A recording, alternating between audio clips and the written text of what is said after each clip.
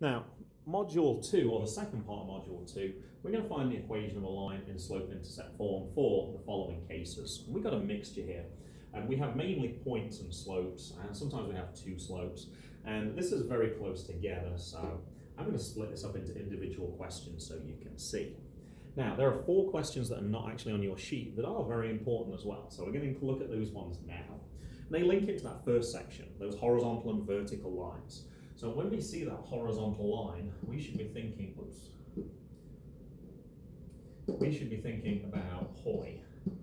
So in other words, y equals. So I can certainly get rid of a couple of answers straight away. When I look at my coordinates, x1 and y1, I can see this is the y coordinate as well. So basically that tells you what the correct number is, y equals 3.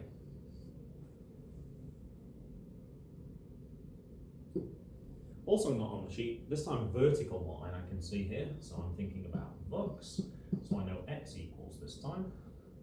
And this is x1, this is y1, so x equals 2, and you can answer that one straight away, so answer A.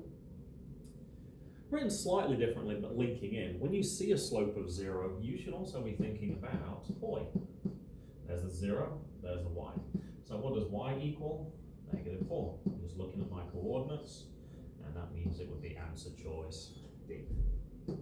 And the last one linked to this, undefined, I'm thinking of VUX, because u is undefined. So x equals, look at the x coordinate, -2, and therefore it would be answer choice A. So those ones aren't on the review sheet, but there are 4 other ones that are very important, but very quick to do as well. Now the actual questions I put up here for you. I went ahead and labeled the coordinates, and you should do that on every single question. And we're going to follow those basic procedures for every question. We always want to start with our point slope formula, and then we want to plug in the numbers. To make it easier for you to see on this video, I went ahead and color coded this. So y1 is actually 2. The slope, it says is 3. And x1 I got from here, which is 1. Once you've got your numbers in the formula, you're going to distribute. So 3 times x is 3x. 3 times -1 is -3. Now, as I want to put them in slope-intercept form, I want them to say y equals. So if it doesn't say y equals, like here, I'm going to make it say y equals. So to move the -2 to the other side, I'm going to do the opposite. So if I do -2 add 2, that cancels and just leaves me with y. And -3 add 2 gives you -1. For our second question, very similar. I'm going to label the coordinates straight away. I'm going to write down my formula, and I'm going to plug the numbers in one at a time. So where it says y1, I'm going to write -6. Now, when I write -6 here, notice I got the 2 negatives together there. So immediately as I write down my answer, I want to change that, if I can, into a plus. Just don't, if you do it straight away, you won't forget about doing that. Otherwise, we've had problems with people having too many negatives and not sure what to do with them. The slope was -4. And my x1 value was 2. Distribute -4 times -2. Be careful with your negative numbers. Use your calculator if necessary. And then instead of adding 6, if you do the opposite to move it to the side, that cancels. And +8 take away 6 gives you +2. Question 3, same idea. Label your points. Write out your formula. Substitute in your numbers. Distribute 5 times x, 5 times -6, and then make it say y equals. So instead of subtracting 3, you want to add 3 to both sides, and -30 add 3 is -27. Question 4, once again, very similar to this. Label the coordinates, write your formula, plug in your numbers. As I'm subtracting here, subtracting -2, those 2 negatives together, I'm going to make into a positive straight away. When you distribute, -3 times +2 is -6. And I move the -1 to the side by doing the opposite, which is to add 1. And -6 add 1 is -5. Question 5 is a little bit more rigorous. There's a little bit more work for you to do. These are the last questions actually on the very first homework assignment that we had. So this time they give you 2 coordinates. Now I've actually brought this over to the side here so I can start working out the slope. So I'm going to do y2 minus y1 over x2 minus x1, and I'm going to plug the numbers in here, and then I'm just using my calculator if I'm not sure. So 3 divided by 3 gives me 1. So once I have my slope and I have my initial coordinate, I can just follow that same procedure that I've been doing so far. Write out the formula, substitute in the numbers. Notice, of course, here I'm subtracting a negative number, which is going to turn it into a positive.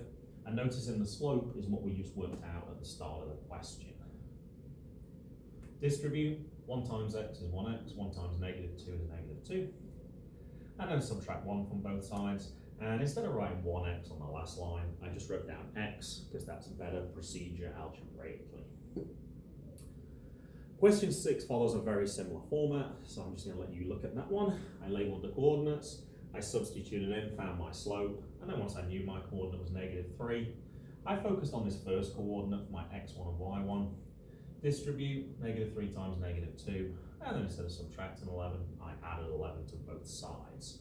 That will clearly be a higher scoring question because you have to work out the slope as well as working out the point slope formula. 7, 8, and 9 we can do it 2 different ways. So if we want to, we can certainly do point slope formula. It says a y-intercept of 6, so you've got to interpret that as meaning the coordinate 0, 6. And that was a failing by some people on the first section of the Unit 1 test as well, so just make sure you're aware of what that actually means. If you're doing it this way, write out the formula, substitute in all the numbers. Anything times 0, of course, is 0. Move the negative 6 across, and 0 add 6 is just 6. Now, the reason I said that's one way you could do that question is, notice what they've actually given you here. They've given you the slope and the intercept. So you could just have used slope-intercept form straight away. Y equals mx plus b. M is the slope, b is the intercept, and you can just literally write down the answer straight away. So that could easily just be a 1-point question rather than perhaps a 3 or 4-point question if you use the longer method. So keep an eye out for that question when you are given the y-intercept as a point. So with this being a y-intercept of 0, I could use that shortcut method straight away. I got a slope of 3, so 3x plus 0, or just simply y equals 3x. If I want to label it and use point slope, you can. 3 times 0 is 0. Subtracting 0 doesn't do anything, so this basically disappears. Or you could add 0 to both sides, but 0 add 0 is still 0, giving you 3x. But certainly look for that slope-intercept form as a better method. This time it said it passed through the origin, and the origin is just the coordinate 0, 0. Or you could say a y-intercept of 0 as well. Now I noticed one mistake down here straight away, so let me get rid of this. This is where I was copying and pasting. So if I know that the slope is 1/2, I could say 1/2 x.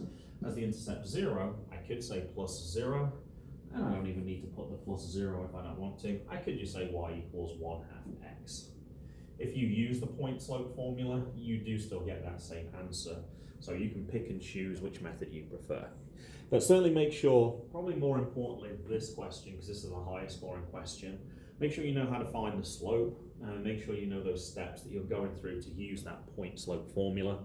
And remember, you need to learn this formula as well. That formula is not given to you on the formula sheet.